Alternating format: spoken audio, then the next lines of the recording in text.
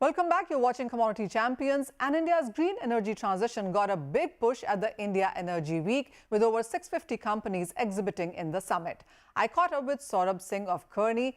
Here's what he has to say about green financing, current ecosystem and more. Saurabh, thank you so much for joining us here on CNBC TV 18. And so much is being talked about digitization, digital, energy transition, etc. What's your take, first of all, on all of this from India Energy Week? No, thank you, Manisha, first for having me here. Just great to be speaking to you right now. The way I look at it, I mean, if I were to look at the energy world, I see 5 disruptive themes that are going to change the way we are looking at this sector. The first is the transition from molecules to electrons, basically the rise of electrification. The second big theme that I see is the advent of technology. It is all kinds of technology, not just digital, but even other disruptive technology within each of these sectors. The third thing that I'm looking at is convergence.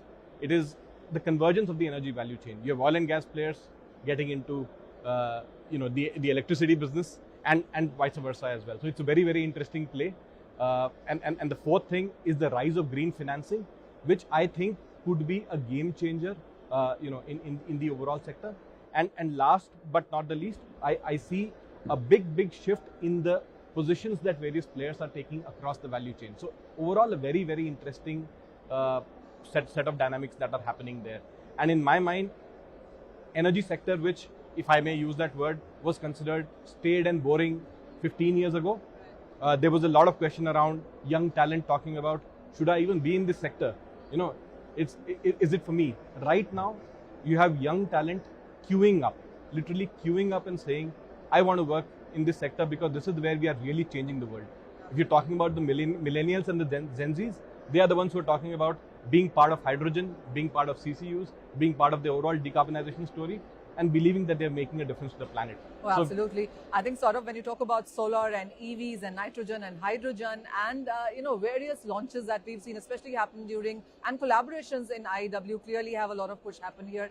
How do you look at all of that taking off all at the same time, or do you think there is going to be a 1, 2, 3 within this space as well? Got it. So let me just give you a few data points which I think will corroborate what I've said, right? So like a couple of years ago, 75% of the incremental power capacity globally was renewables. Come to think of it, that is phenomenal. I mean, a watershed moment in Europe was when for the first time, I think it was in 2020, they sold more renewable energy in unit terms than they sold thermal. 38% as against 37%.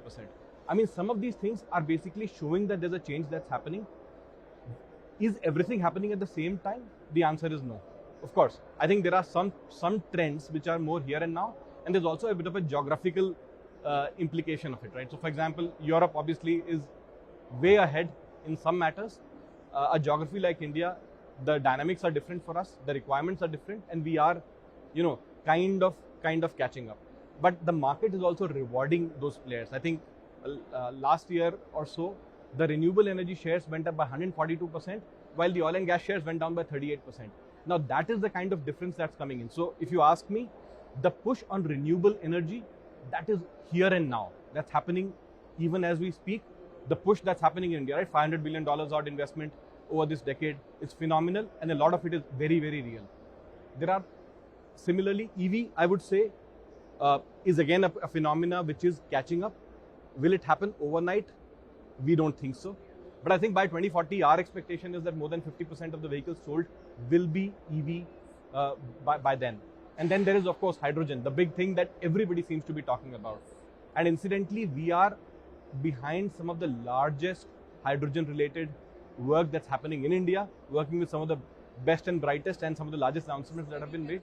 Are there going to be a lot of infrastructure changes as well then, as we talk about newer energies? So yes, I mean, there is an ecosystem that has to be developed around these if you want to make it successful. So be it the development of cryogenics, for example, as you want to move things around, be it the entire ecosystem for developing electrolyzers. I mean, the number of people who are contemplating that right now in a geography like India itself is not funny. I mean, there's a lot of interest in setting it up, and I can tell you this is going to be big business. Shapoorji Pallonji Oil and Gas have built one of India's largest floating vessel for ONGC. The vessel is expected to reach the domestic waters before the end of December. At the India Energy Week, S. Ravi Shankar, director and CEO of Shapoorji Pallonji Energy, explained to me on how these vessels work and what is the opportunity for India. Most of the fields are operated on cost recovery basis.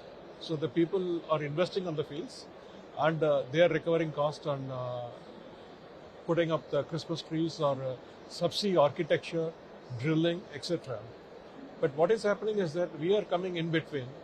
When the fields are fully ready for taking out the condensates, we don't call it as an oil, the condensates, which is a combination of oil, gas, mercury, sulfur, carbon dioxide, water, everything is there. And it is not closer to the land to be evacuated and the shore facilities could be done.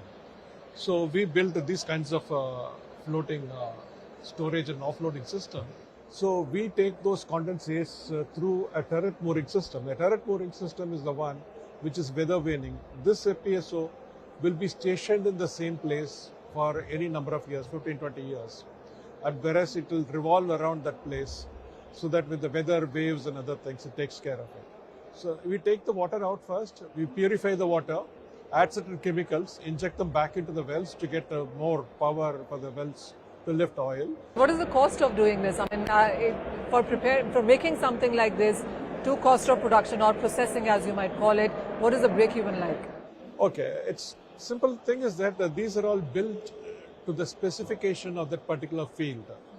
The condensates which are coming out from field to field are different. So if I'm making one FPSO, it cannot be used in another FPSO because the field is different, the heat is different, the flow assurance difference, the characteristics are different, the mid-ocean conditions are different, wave heights are different. So some of them cost us somewhere about $400 million.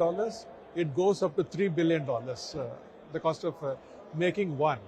So normally we give these vessels for a long-term charter for a period of between 9 years to 10 years, and it is extendable up to 20, 25 years, it can do that. So we work on a fixed day rate. So the cost of production is not for us, it's for the oil field operators, which comes to that, but it's a significant portion of that is paid to us as a charter hire. And what kind of a market do you see for this going forward? We foresee between now and the next 10 years, at least about 40 to 50 FPSOs, aggregating totally about, let's say about 100 to 150 billion dollars worth of contracts to be coming out in the market, only for the asset is concerned. The potential of largest number of engineers. In fact, all these projects we have built with an Indian engineers, Indian construction team, Indian commissioning. Nobody has done it. And we are the only company in India to do this, along with the fixed platforms. Together, the fixed platforms in the group and the floating, in the Western offshore, we process almost about 26% of the condensates which is produced. Globally, it sets an opportunity with a share investment of about $1 billion in some of the shipyards. India can export per year $7 to $10 billion worth of these things every year. If you see that, the opportunity what we are creating to the Indian industry is enormous, what we are given. Amid the intense volatility in the crude oil market impacted by geopolitical tensions, Vandana Hari of Vanda Insight doesn't see crude prices heading towards $100 per barrel. Speaking to me at the India Energy Week, she also said that Chinese demand will not return swiftly. So 2022 was a year of uncertainties, 2023 no less. The nature of uncertainties have changed. So 2022, first part, we started off with the world coming out of COVID. And then, of course, once the Ukraine war started, that completely changed the dynamics. I think 2023, the main theme is going to be the global economic growth, obviously. And we are already seeing oil prices respond very directly to the sentiment in the markets. And then to some extent, OPEC Plus have taken a back seat. They are in a wait and watch mode. The oil markets are also in a wait and watch mode with regards to China. So yes, China is opening. I think it's a no-brainer that their demand will come back. But does it come roaring back or does it come back gradually? I think we still don't know. You know, I want to take the major question out of the way before we move any further, and that's about the crude oil prices, because that is something everybody seems to be debating on. Are we looking at tighter markets as we go ahead? Are we looking at 100 coming back? What's your sense?